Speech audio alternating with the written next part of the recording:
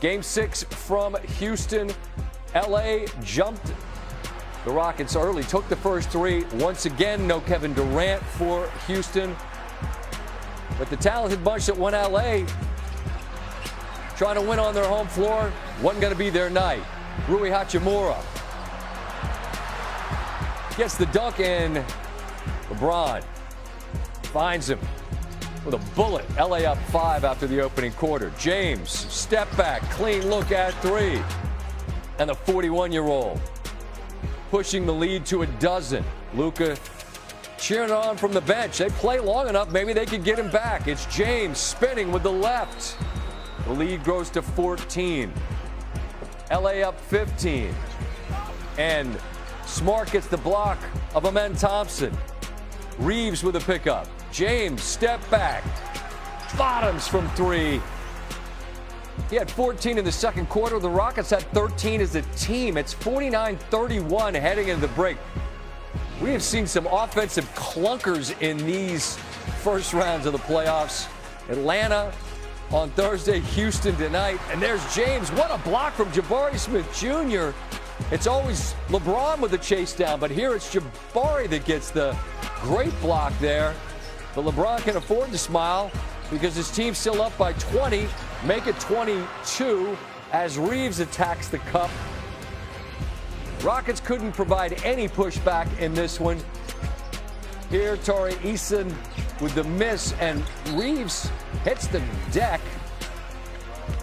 He would limp to the bench, didn't return in the game. You see he's yanked down, lands hard on his left hip, quad. I'm not a doctor. I'm not going to try to diagnose it, but he did limp off and didn't return. They didn't need him because they're way up. LeBron, one of his 8 assists here to Jackson Hayes. 28, 7, and 8 from James. A hug for his close friend Kevin Durant. And the Lakers have closed them out by 20. Lakers advance and get the reigning champions who housed them every game this year. This is the largest point differential against the Lakers ever, and the largest for a playoff matchup in the history of the NBA. That's the bad news. The good news, LA and LeBron have earned the right to play at least 4 more. I think at this point, in my career, and I think I talked about just living in the moment a lot more, and being okay with celebrating the small victories. And I think we should be proud of the way we played, the way we handled this. This is our first, first time in the playoff series together as a unit, and obviously, being without our MVP candidate, and then without, AR for, his first 3 games? Was it 3 games? 4 games. First 4 games. First 4 games. Up against some obstacles, obviously, and I know they were out with a couple of their guys as well. But I thought we answered the call. I thought we answered the challenge, and for them to, allow me to lead them, that means a lot to me. It speaks to his greatness. He's to me, he's had the greatest career of any NBA player.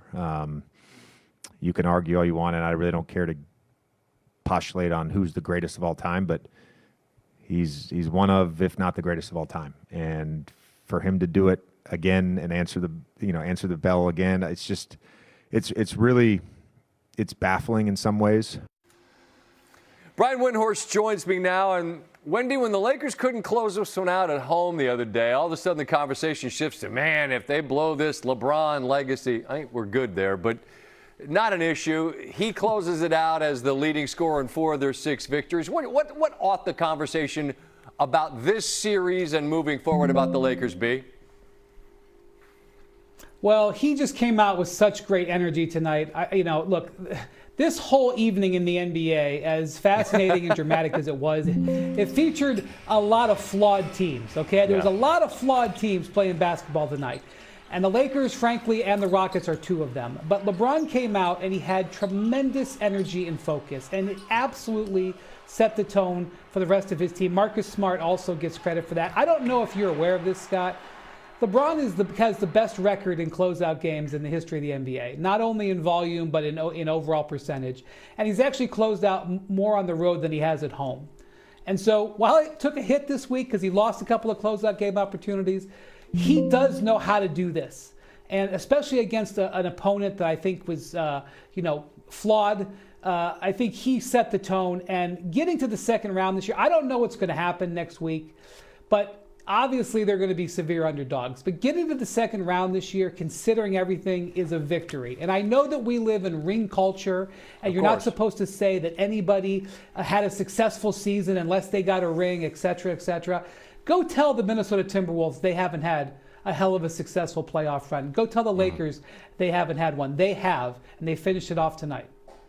I agree, but you know how this goes. Now we change the conversation and the focus to the severe underdog that they are against the reigning champs. And it changes to a degree if Luke is available. What do we know at all about the possibility of a window for him returning? He's not close. You know, when you come back from a hamstring injury like this, you have to ramp up. You have to play contact basketball. You have to play 3-on-3 and 5-on-5. He hasn't played for a month. He's not doing any of that right now. So, understood. You know, they do get an interesting little break here because the other games tonight push the start of the series to Tuesday, and that'll push out the series pretty much as far in the calendar as it can go. And I have no idea how Luka's going to be 14 days from now, but most likely you're not going to see Luka Doncic at the front end of this series, maybe at least for another week to 10 days on the minimum. So the Lakers are going to have a reality they're going to have to do it without. I have seen some strange things here in this postseason over these last 2.5 weeks, but this would top it. If the Lakers were able to get to this series to a point where Luka could come help them, it would truly be amazing, but that's their goal. The Lakers end the season of the Rockets, and in doing so, the season of Kevin Durant, whose post-Warriors career feels like it's a nomadic existence and often joyless, or at least seeking it and not ultimately seemingly finding it. What's the trajectory that you believe he to be on at the moment? Well, the Rockets can look you square in the eye and say that this season really was completely hampered by the fact that they lost their starting point guard before the training camp started, and that if they had Fred VanVleet and then they lost Steven Adams and then they had some other injuries during the season, that if you put that whole team together, that you would see a different outcome. And I can't necessarily deny that. But obviously, this did not go the way the Rockets wanted, and the fact that Durant was unable to have any sort of momentum in this postseason really sums up the year. So I think the Rockets could just bring their team back healthy and say, let's give it another run, or they could look to make structural changes. Really, I think they could go either way. I don't think there's a perfect answer here, but here's what I do know. Even if Houston was able to win this series, if Durant was healthy and they were to win this series like we all thought at the start, they would have somehow had to get through Oklahoma City and San Antonio. And I don't think they're in any position to do that. And the reality is any team in the NBA, especially the Western Conference, even if you're the young team like the Rockets, has that problem. That problem's still going to exist next year. And the Rockets getting to the next level is going to be a big challenge, even if they were 100% healthy and they won this series in a sweep. All right, we'll close with a quick thought on this. I asked you about Luka, and you said we don't know because we don't. I asked you about Embiid a while ago, and you said I can't imagine him being back. Not only is he being back, but he's been emphatic in his presence. We don't have a ton of time, but I just want you to kind of measure the pressure this Celtic team has to close out a Philadelphia team that I didn't think could push them to this point, and has. Well, Jaylen Brown and Jason Tatum do have a lot of experience doing this exact same thing, playing in a Game 7 after they've lost control of a series, and they've been very successful. I will just say this. The Celtics have yet to prove to me that they can win a game when they're not making their threes. And if they're not making their threes tomorrow, Joel Embiid's window opens. That's been their identity. When they make them, they win. And by